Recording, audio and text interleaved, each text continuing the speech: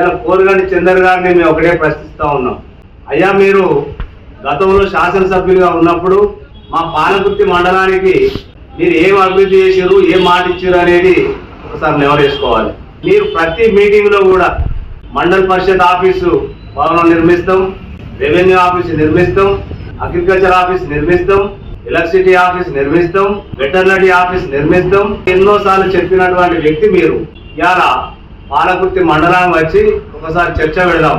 తర్వాత ఇంకొకటి, ముఖ్యంగా రైతులకు సంబంధించిన ఏదైతే కుక్కలగూడూరు బండలవాగు ప్రాజెక్టు, ఆ ప్రాజెక్టు కనుక నిర్మాణం చేయకపోతే నీళ్లు కనుక ఈ మండలానికి తీసుకురాకపోతే నేను ఇంకొకసారి ఓట్లాడగలను. కానీ ఓట్లాడగలన్నావు, అడిగినావు, ప్రజలు బ్రహ్మాండానికి తీర్పిచ్చారు. నేను ఎక్కడ కూర్చుండబెట్టానో అక్కడ కూర్చుండబెట్టారు.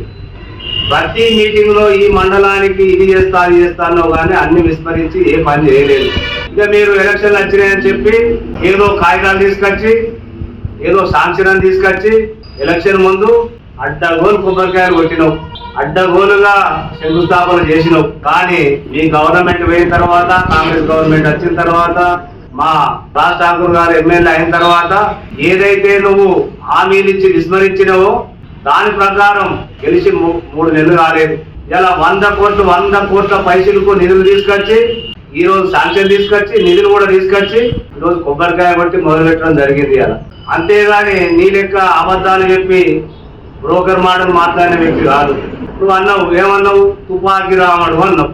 ఎస్, నిన్ను గోదావరి కల్లో ఏమనుకుంటారో నీకు ఒకసారి నువ్వు తెలుసుకో. నీ మిత్రులను, నీ దగ్గర మిత్రులను నా గురించి ఏమనుకుంటారు అని తెలుసు. ఇలా నిన్ను ఆటో జాని అంటారు, తర్వాత నేను కమలాసన్ అంటారు, ప్రజలు అంటారు. కానీ నేను అంటలేను వాస్తవం. ఎందుకంటే నువ్వు కూడా ఒక మాజీ శాసనసభ్యులు కనుక నేను అట్లాంటి మాటలు అనదలుచుకోలేదు. కానీ ప్రజలు అంటారు, నువ్వు తెలుసుకో. ఇక నీ వ్యక్తిగతమైన మాట్లాడితే చాలా మాట్లాడచ్చు, కానీ వ్యక్తిగతమో కుటుంబ పరంగా మాట్లాడదలుచుకోలేదు మేము. దయచేసి ఇంకొకసారి ఇలాంటి తుపాకి రావడం, లేకపోతే ఇంకేదో గూండాగిరో, లేకపోతే దౌర్జన్యం అని మాట్లాడితే అప్పుడు మాట్లాడతావు. నీ వ్యక్తిగతమైన, నీ పర్సనల్ విషయాలు ఏదైనా మాట్లాడు. కానీ ఇకనైనా ఒళ్ళు దగ్గర పెట్టుకొని ఒక మర్యాద పూర్వకంగా మాట్లాడు నేర్చు. ఇలా నువ్వు అన్ని విస్మరించినవని ప్రజలు మంచి బుద్ధి చెప్పారు. తర్వాత నేను ఇంకొకటి అనుకుంటారు, ఇవాళ పార్లమెంట్ ఎలక్షన్లు ఉన్నాయి. పాపం ఆ ఈశ్వరన్న పార్లమెంట్ ఎంపీగా పోటీ చేస్తా ఉన్నాడు. కానీ దురదృష్టం ఏంటంటే నువ్వు ఉన్నవని ఆయన పోట్లేరట. ఈ రామగుండంలో నువ్వు ప్రచారం చేస్తున్నావని చెప్పి, ఈ చంద్రుడు ఉన్నాడని చెప్పి, చంద్రుడు ప్రచారం చేస్తున్నాడని చెప్పి, మళ్ళీ ఇక్కడ చంద్రుడు పెడతాను అని చెప్పి అలా ఈశ్వరుడు నష్టం జరిగే పరిస్థితి ఉన్నది. అంటే నిన్ను ప్రజలు ఏమనుకుంటారు అంటే అసలు నువ్వు ఎమ్మెల్యే కాదు కదా, నిజానికి కూడా ఒక సర్పంచ్ అయ్యేది కాదు, ఏదో అదృష్టంగా ఎమ్మెల్యే అయినా కాపాడుకో. ఇప్పటికైనా కాపాడుకో. ఒక పెద్ద మనిషి లెక్కనో, లేకపోతే ఉందాతనం, ఒక మంచితనం కాపాడుకో.